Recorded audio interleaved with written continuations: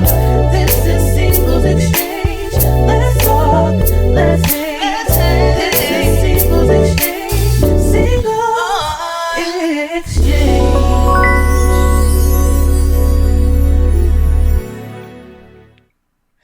All right. Welcome back to Singles Exchange, a podcast that focuses on conversations, connections, and community.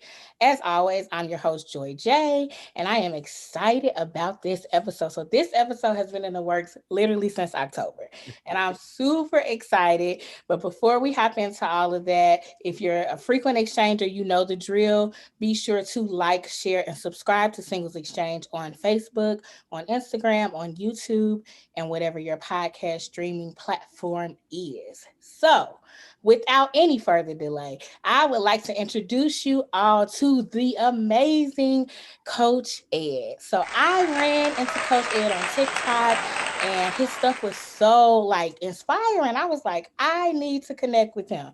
So, I reached out to Coach Ed and he said that he would be honored to do an episode with us. So, I'm going to let him introduce himself and then we're going to hop right into our questions. First off, checks in the mail. That is the best intro. Thank you, Joy. I think I'm going to have to text you in the mornings when I need to feel better about myself.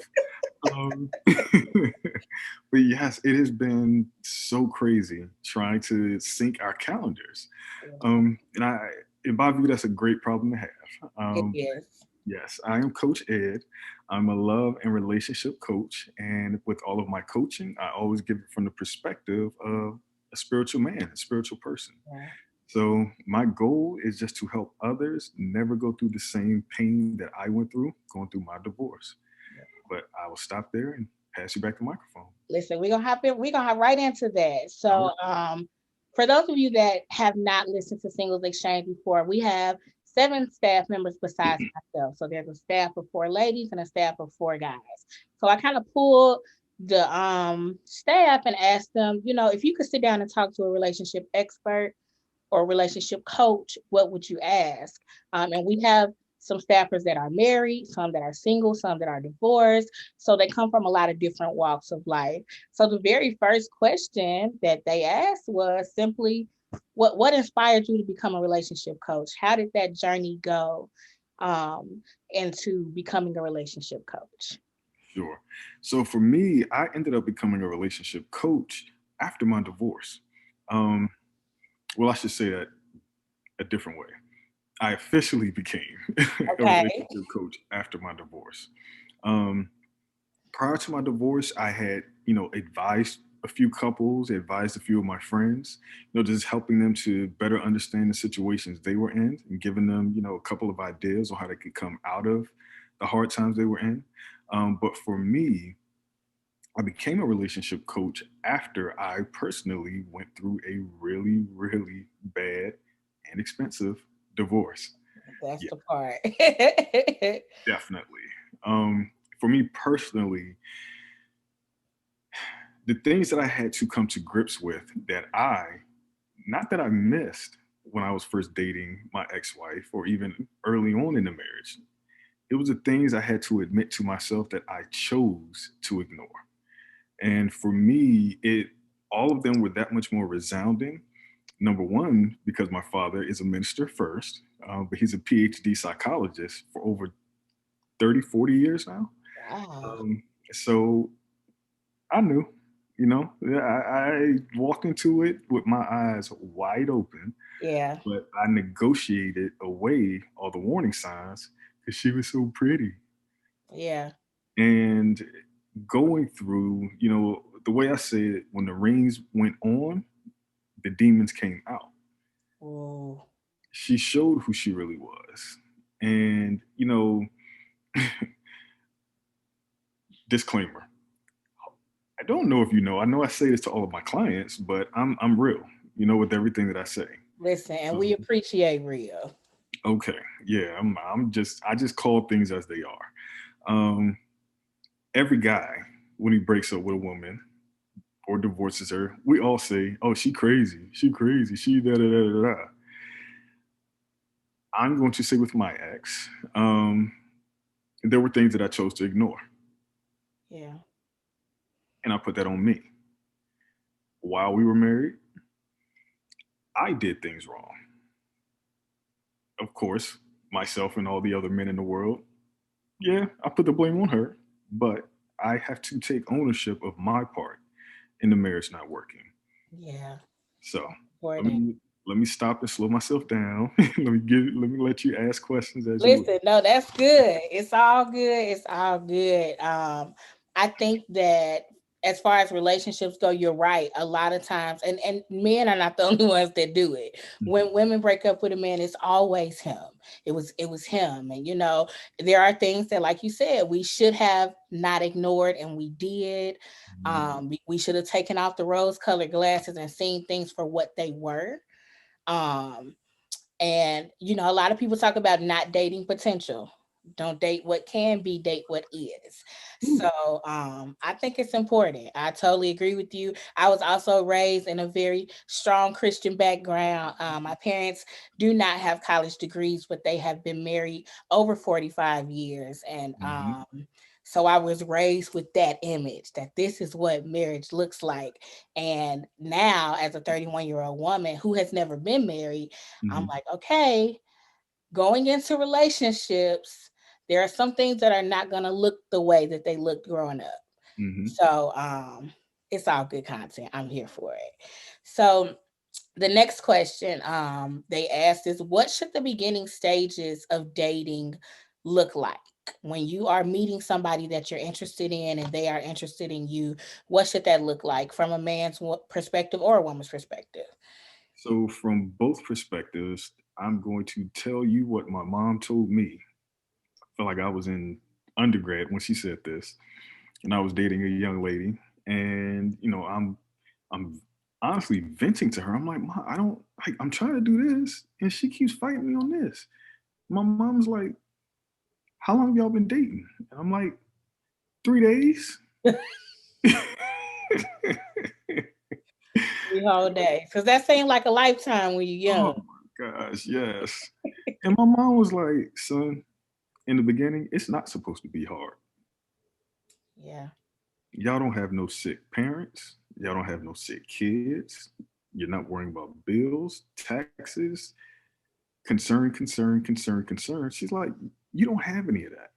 In Yeah. the beginning, it's not supposed to be hard. So, to both men and women, rule number one, it should not be hard. And I'm sorry if you hear my It's okay. Live my business email going off there. part of Um, life. yeah, I know that's right. Yeah, in the beginning, you're both supposed to have your head in the clouds. You met somebody new. You guys are clicking. You're vibing. Like Cedric the Entertainer said, you're supposed to be up on the phone late, Yeah. 2 a.m. in the morning. You sleep yet? No, I'm not. You sleep yet? No. I mean, I'm sleepy, but I ain't sleep yet. Right. That's how you're supposed to be. It's new. But the things that both sides need to watch out for, We. ladies first. Ay, ay, ay. How does he love you? Well, that's a loaded question for number one. You I'm gonna coming give for the you ladies hard. It's okay. We want it. But that's a loaded question. coach plays for keeps. All Yeah. right. How does he love you? What that means is not how does he tell you he loves you. I'll tell you, Barack Obama was my favorite uncle. He is my favorite uncle. We used to play baseball in the backyard all the time. If it's going to let me get your prize, Yeah. men will tell you all anything. But if we go to the scriptures right quick, Come on, take us there. can I go there? Absolutely. For God so loved the world, he told the world he loved it and that he was thinking about it all day long. Come on. That's not how it reads. For Come on. God so loved the world, he acted, he Come gave. on. That's good. He Walk it. didn't give what he had laying on the floor. He didn't give that old thing that he's been meaning to throw away. Yeah. He gave his only begotten son, Most important thing. the most important thing, the most valuable thing. That's Love good. is an action. So, ladies, rule number one, watch how he loves you. Watch how he sacrifices for you. That's good. Watch how he makes sure that you're always taken care of. It really is as simple as that. That's good. That's good, Coach Ed. That's good. Can I talk to the men right quick? Absolutely, because they listening too. Good. Brethren, how it's supposed to be in the beginning. Now my brain is going a million miles an hour here. The way it's supposed to be in the beginning, see how she trusts you. See how she gives you opportunities to lead. That's good. Have your eyes open to see, is she willing to follow? My marriage ended because I was tired of being married to, in essence, another man. Whoa. I'm like, why do I have to fight you to lead you? That's a whole topic in itself. It definitely is. That's good. But fellas, if we're going to be the men we're supposed to be and lead with love, number one, golly, am I coming back on here like every month now? Because I feel like Listen, because I feel like we gonna need another part. This is good. Fellas, if we are to be the leaders that we have been ordained by God to be, then you need to have your eyes open and see, is she willing to follow? And not follow you just because you walk in the house and thump your chest and say, I'm the man, I deserve the big piece of chicken. No. You need to, I'm sorry, that is hilarious, but it's true. That big piece of chicken, I'm like, why? Why? Fellas, what I'm talking about is when you are taking the trash out, when you are cutting the grass, when you are painting the house, when you are fixing her car, changing her oil, is she going to bring you something cold to drink? Is she supporting you as you are actively showing her love, as you are actively making her life better, as you're actively making decisions to help the house win? Look for a woman who you don't have to fight to lead. Look for a woman who's looking to you saying, okay, man, I want you to be that man. I want you to take care of manly things. I'm not going to fight you to do what you're supposed to do. Men, we're not looking for our moms to date. We're looking for our queens to lead. That's good. That's good. That's good, Coach Ed. Let me tell you, if you're not helping them, you helping me. So it's good. The next question, and this kind of leads right into it from what you were saying, is what does effective communication look like? Again, from both sides or together, however. Sure. So effective communication, it's not hard, and it's not science. It honestly, it's what you and I have been doing, is talking and listening. Talking. Effective communication is not blaming. Effective communication is when I'm upset at my lady, it's not me coming at her, blaming her, yelling at her. Yeah. Effective communication is me saying, okay, babe, when we were here, you did X, Y, and Z. It did not make me feel good, and I felt very frustrated. Yeah. But I want to ask you, when you said or you did X, Y, and Z, it made me feel like this. Is that what you meant? Come on.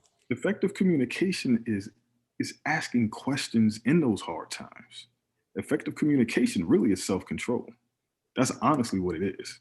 That's good. Because at the end of the day, we have to effectively communicate what my intentions were. Mm-hmm. And understand that even if that was not your intention, this is how it made me feel. Mm-hmm. So how can we move forward from it? Effective communication is looking for the answer. It's not looking to be right. It's looking to understand.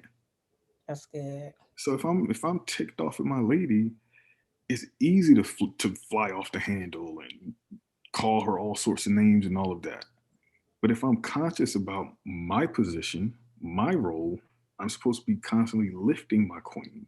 And if she's conscious of this, when she gets upset, when I did something she didn't like, it's her staying conscious so that when she approaches me about it or vice versa, we're not blaming each other and we're not trying to pull each other down. We're Yeah, trying to understand each other. that's good. That's good. That's what effective communication is. It's Mhm. giving your person the benefit of the doubt at all times. You're At like, all times, even when you're upset. even when you're upset, Yeah. and you praying that you misunderstood their action, because it's just like, Right. I know it's like what you meant. So, if you got to take an extra 2 minutes before you go in the house, just be like, babe, I just need a second. I'll be in there in a minute. And you take your time and you scream in the car by yourself if you need to. But it's effective communication, self control. It's easy to communicate effectively when y'all happy and loving each other and all of that. That's It gets real when both of you are pissed off at each other. and it's going to happen. It's absolutely gonna happen. We have conflict in ourself when we're by ourselves. Should I eat that piece of chocolate? I know I shouldn't. Ooh, but it tastes so good. Maybe if I just bite the corner of it. Eh, we have conflict by ourselves. So you're gonna add to the equation somebody else raised by somebody else who has different motivations, different ideals, all of the you absolutely are gonna have conflict. 100%. Yeah, we did an interview with our male staff last month, and Mhm. we asked one of our married staffers, um, what was it like marrying somebody who came from a totally different background? He came from a single parent household. She came from a two-parent household where she was the girl. She didn't have to do Mhm. anything, Right. like cut grass and take out the garbage and Mhm. so and he talked about how it took a lot for them to understand we are not your parents. Right. We are ourselves. So that's good, Coach Ed. We're gonna Mhm. move on. The next question Hold on, that hold on, they hold on. Let asked. me hold on a second. Let me Oh, you got some more. can Okay. I jump back into double dutch Take right your quick? time. Double dutch back in. Because you just said something there. That was the key problem between myself and my ex-wife. Let me throw something else crazy at you. My father warned me when he and my mom had came to the city for the wedding. He pulled like he told me to ride with him and show him where the grocery store was so he could buy meat or whatever for family cookout or whatever. A dad move. Definitely a dad move. And when we got in the car, he told me, he said, son, when you first started dating her, you told me about how she grew up. You told me about her parents being divorced. You told me about her dad, or before they were divorced, when her parents were separated, you told me about her dad showing up at the airport to pick her and her two brothers up when they were kids. But her dad showed up with his mistress and the baby they just had. You told me about watching her dad punch her mother. You told me about all of that. And I know you and your brothers don't think I'd be listening, but I remembered that. And then fast forward 10 months later, and you're proposing to her. And he Ooh, says, son, I didn't say too much then because y'all have dated lots of women. We meet them, but I'm a psychologist, so I listen and I catalog. mhm. And he said, from you telling me that initial story to 10 months later, and now you're about to marry her, he said, son, there's no way clinically she does not have trauma. Wow. And my stupid Motown loving, love is all you need behind said, well, Papa, I don't think I said Papa, but it just makes it more dramatic. Wait, well, Papa, I'm just going to love her through it. I got that all the way wrong. Ooh. It makes such a huge impact. I mean, even when you think about like our people, I don't know how it is in other cultures, but with our people and our grandparents and aunties and uncles, the first question they ask when you talking about somebody you're dating, they say, who their people is. Mhm. They want to know the background. They want to know the family history, the family dynamics. And I didn't get it until I got in that crazy situation with my ex. And I get it. there was no way that my ex did not have trauma. And that's what I quickly realized. That was the quicksand I willingly dove into because she was still dealing with all of that Mhm. broken trauma. Yeah. And that's why it's so important to self reflect and find out your flaws because Mm-hmm. you have them. Everybody We has all them. do. So, yeah. We all do. On Clubhouse, there was a lady that said, um, you are not designed to fix your partner. You are designed to help them learn to fix themselves. And I was like, okay, we're gonna write that down, put it in the back pocket. Because a lot of people do think that I can love them through it and they're gonna get better. And it's like, no, no, no, that's not your job. You can't.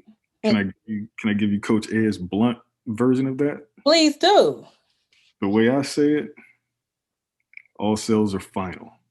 Woo. As is. As is. When you date them, when you marry them, when you choose to put that person in your life, this is more so for the ladies, because y'all do this more than we do. You can't go into this relationship thinking, oh, I'm gonna make him change that. Oh, he'll change. I'll fix that. It's okay. He only punches me when the football game's on. He gonna stop. No, the way they are is the way you need to say this is the way they're gonna be until the day we die. We all are supposed to grow when we're in relationships.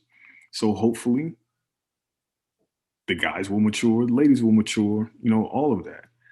But you need to go into that relationship saying, okay, he smacked at the dinner table on our first date. Expect. He's going to do that until we die.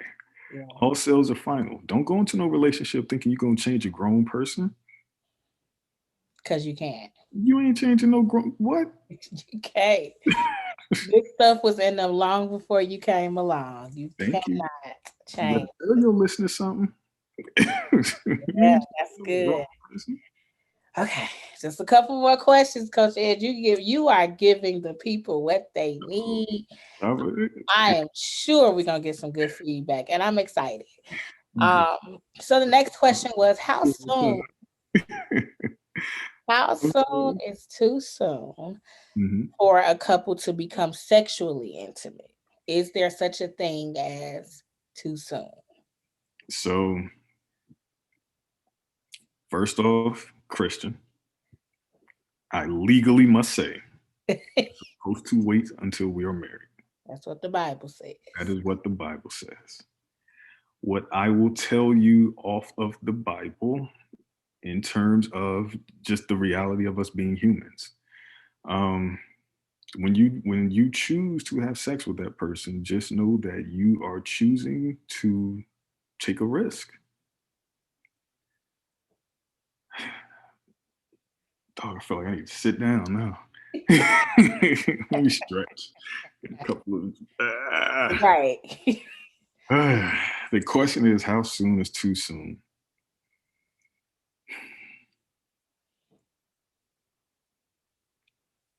I'm going to say the question that your listeners need to ask themselves is, why are you sharing yourself with this person? That's good. What's the reason? Why? What about this person makes you feel comfortable and confident in giving yourself to this person?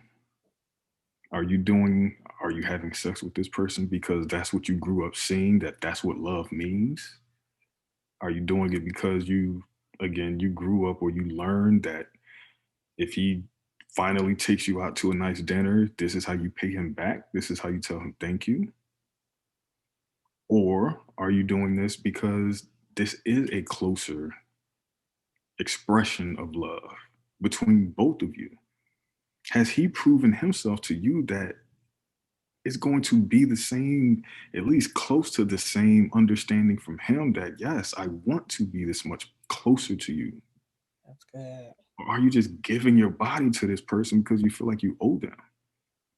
Ooh. I can't give you a time limit of 3 days or 3 months like Uncle Steve says. I can't tell you that. Yeah.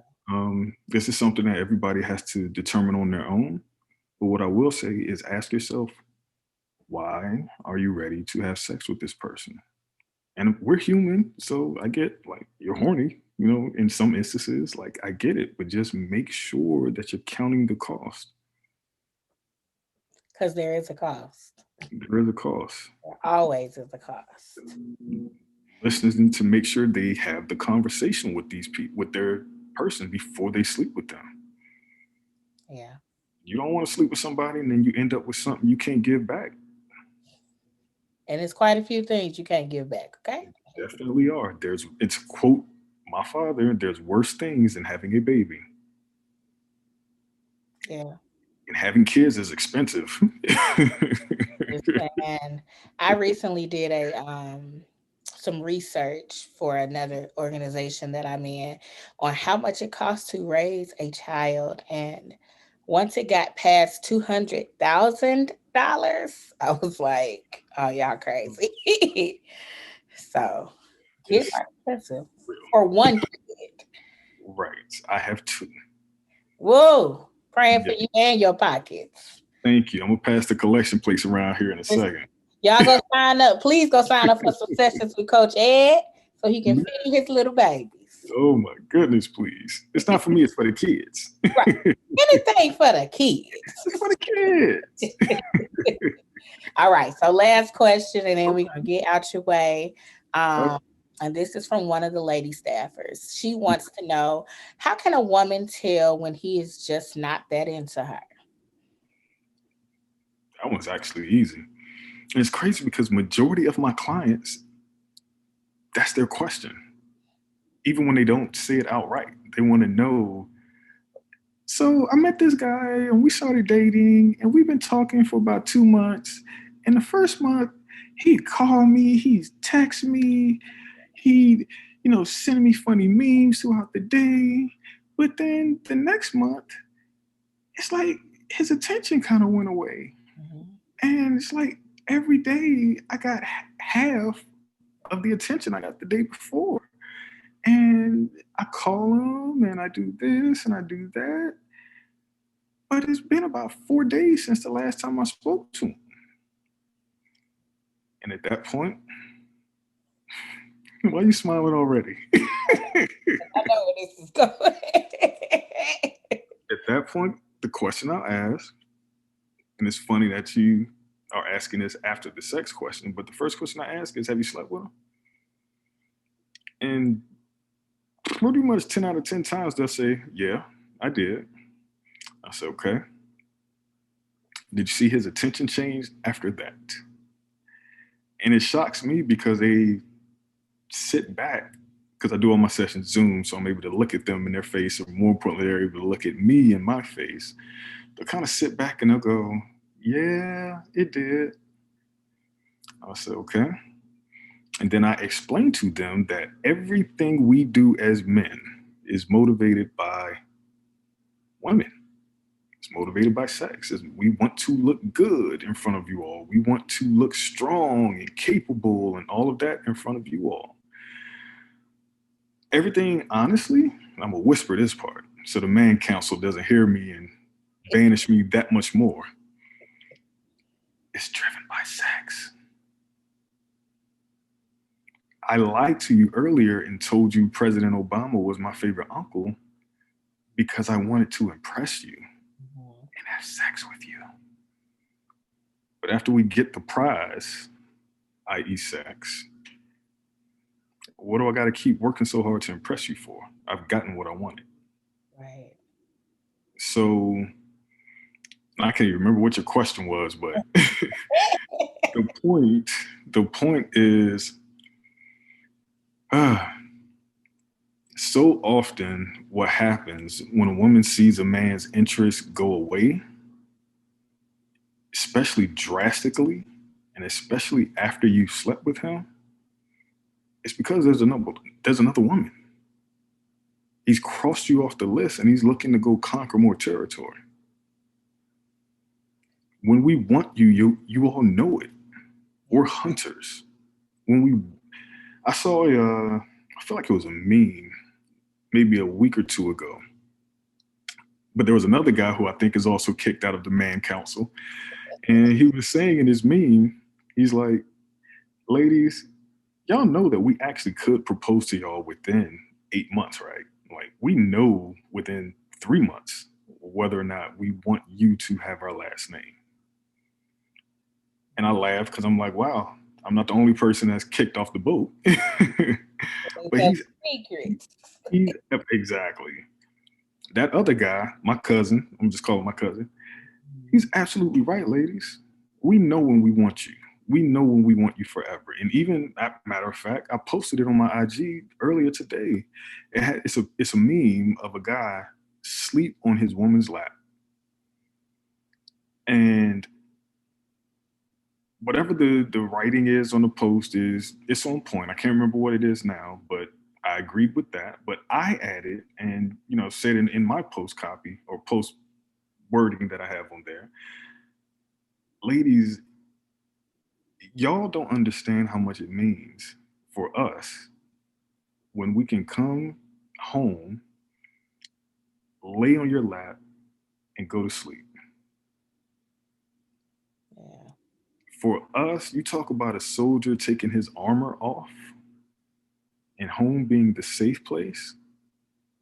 That's When we can come home and just put our head in your lap or lay on your chest and we can actually fall asleep.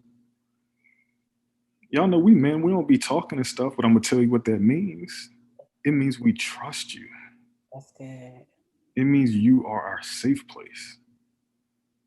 So when the guy is not doing that, when the guy only calls you or texts you to come over and have some sexual release, that's all he sees you for.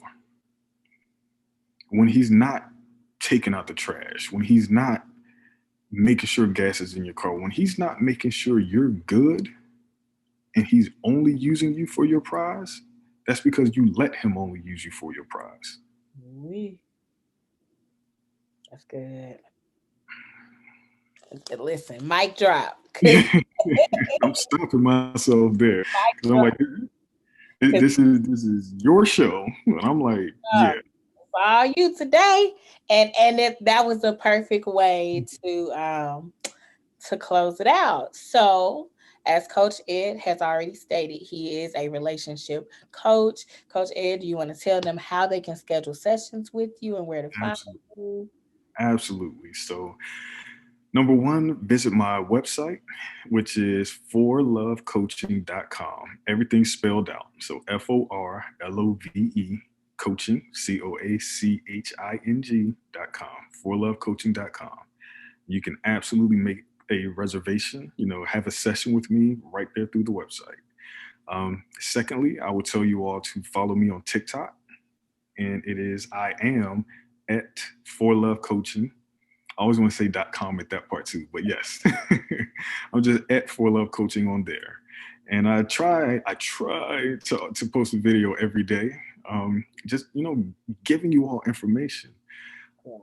We're all too young and too fly to not be happy and not be happy in our relationships. Yeah. And, for the single people, specifically, I'll say for the single women, if you've never been married, don't be miserable. Enjoy your life. Accomplish things. You get great. As you continue to get great, people will see your light and be attracted to you and want to date you. So you just get good. Get closer to God. Learn about the Lord.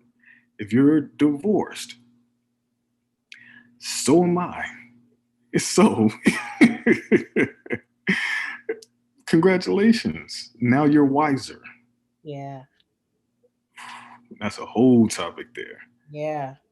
But now you're wiser. Now take that wisdom and don't waste it. Don't be bitter. No, be smarter. Yeah. But again, focus on your life, get that promotion, go for that job, do whatever, succeed. Take care of your body, work out, study your scriptures, learn the Lord better. And again, as we personally upgrade, our light shines brighter. and people are magnetically attracted to us. Focus on being the best you can be. You are never too old to find love. You are never too anything to find love.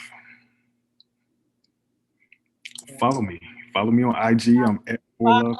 Coach Ed, okay? He drops all the nuggets. And Thank, if you are a follower of Singles Exchange on Facebook, you've seen his TikToks before because I've shared them. So thank you. yeah. I gotta let me also say this as well. I'm gonna let your people know that on Valentine's Day, Come on. I'm dropping my first course. Yes, I'm excited. I even got to read the name because I haven't even burned it into my head yet. The course is called Winning After Heartbreak. Nice. And it will be a 3-day course where I am going over the steps that I personally took to win after my major heartbreak, which was my divorce. And with each of the 3 days, we're going to be focusing on one module. And those 3 modules are: first, we're developing our mental health, our mental psyche. Next, we're diving into our emotional psyche. And then last, we dive into our spiritual psyche. Nice. So each module has about 3 sections within each of them. So first day will be Valentine's Day. The next day will be the next Sunday, the 21st. And then the last module will be the third Sunday, which will be the 28th. So I'm really, really excited about it. Excuse me. I'm very excited about it. And I know you all will be blessed. It's my life has been incredible, just period. But since my divorce, just to if I have 30 more seconds, Joy, is that okay? Go for it. Okay. So I'll tell you, in terms of where I was when I separated from my ex, I literally got on an airplane and flew back to my parents' house with the clothes I had on my back. I left my job, left my car. I left, most importantly, my 2 babies. My son was 2.5 and my daughter was 6 months. I left I left the house. Literally the house had a picket fence, white picket fence around it. Oh, goodness.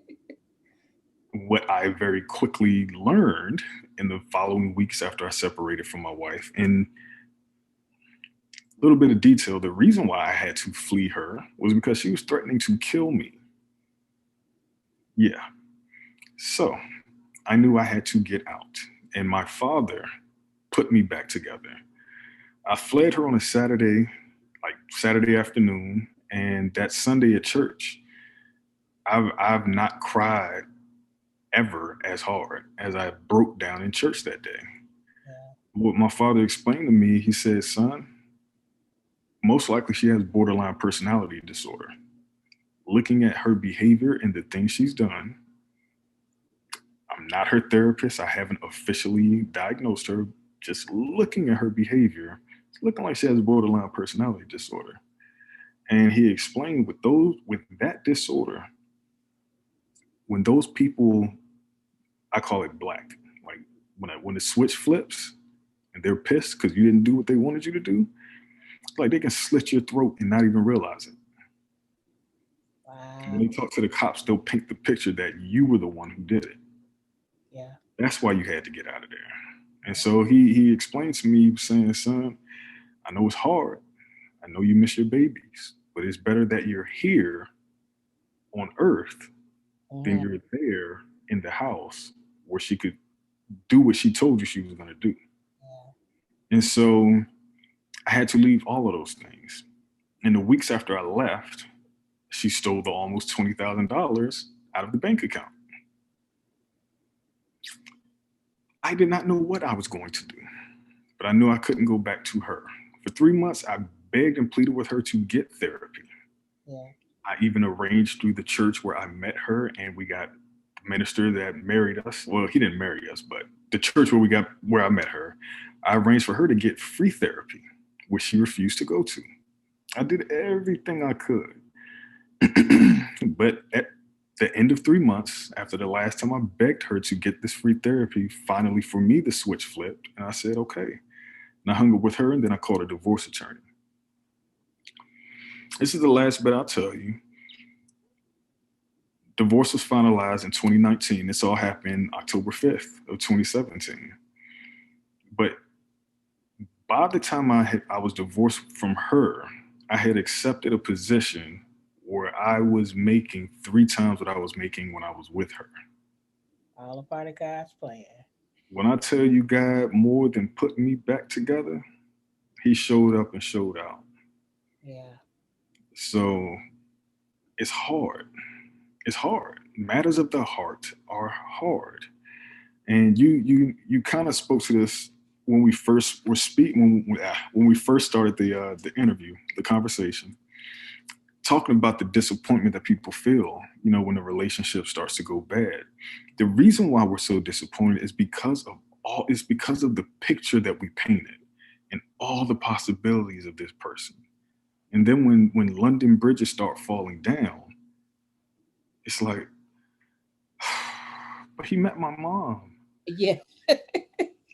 But we were supposed to go to the Seychelles Islands in Africa. We were supposed to, you told me, I had hoped. And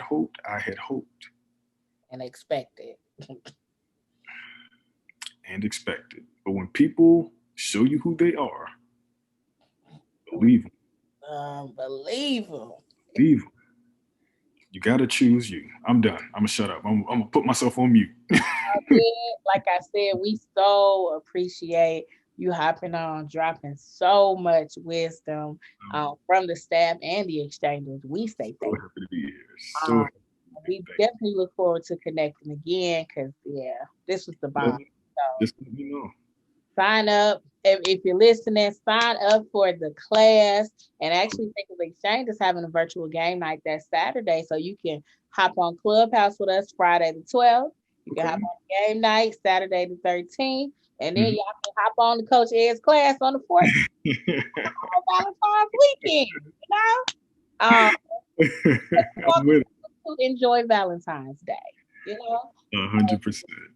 We Yes. look forward to talking with you guys. Again, Coach Ed, thank you. And Thank that's all you. we got. So let's exchange.